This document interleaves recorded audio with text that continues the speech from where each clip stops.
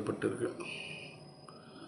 அதை பார்க்கும்போது தான் வருத்தமாக இருக்குது, ரொம்ப கஷ்டமாக இருக்குங்க. எப்பவுமே நம்ம கரெக்டு தான், அந்த சூழ்நிலை எவ்வளோ கொடூரமானதுன்றது புரியுது. ஆனால் ஒரு 2 நிமிஷம் நம்ம கொஞ்சம் அமைதியாக இருந்து யோசித்து பார்த்து இல்லை வேறு மாதிரி முடிவு எடுத்துருந்துருக்கலாம். நம்ம சேனலில் கூட ஒரு வீடியோ ஒன்று போட்டோம்.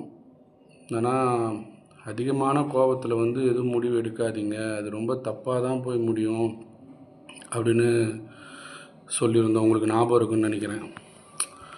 ஸோ அவர் ரொம்ப கோபத்தின் உச்சத்தில் தான் இருந்து அது மாதிரி ஒரு முடிவு எடுத்துட்டார். ஒரு 2 நிமிஷம் கொஞ்சம் யோசிச்சு இருந்திருக்கலாமோ அப்படின்னு எனக்கு தோணுது. நீங்கள் என்ன நினைக்கிறீங்க அப்படின்றத கமெண்ட்ஸில் சொல்லுங்கள். என்னென்னா அவரை பற்றியும் இல்லை, அவங்க ஒய்ஃபை பற்றியும் இல்லை, நம்ம எல்லாருக்கும் துடிக்கிறது அந்த சின்ன குழந்தைய பற்றி தான். அதோட எதிர்காலம் எப்படி இருக்கும், இந்த சொசைட்டியில் அவன் எப்படி இருப்பான், அவனை சுற்றி இருக்கிறவங்க எப்படி அவனை நடத்துவாங்க, அவனுக்கு எல்லாமே கிடைக்குமா, எல்லாமே அவனுக்கு எல்லாருக்கும் ஈஸியாக கிடைக்கிற விஷயங்கள்லாம் அவனுக்கு ஈஸியாக கிடைக்குமா, அது மாதிரி நிறைய கேள்விகள் இதில் இருக்குது.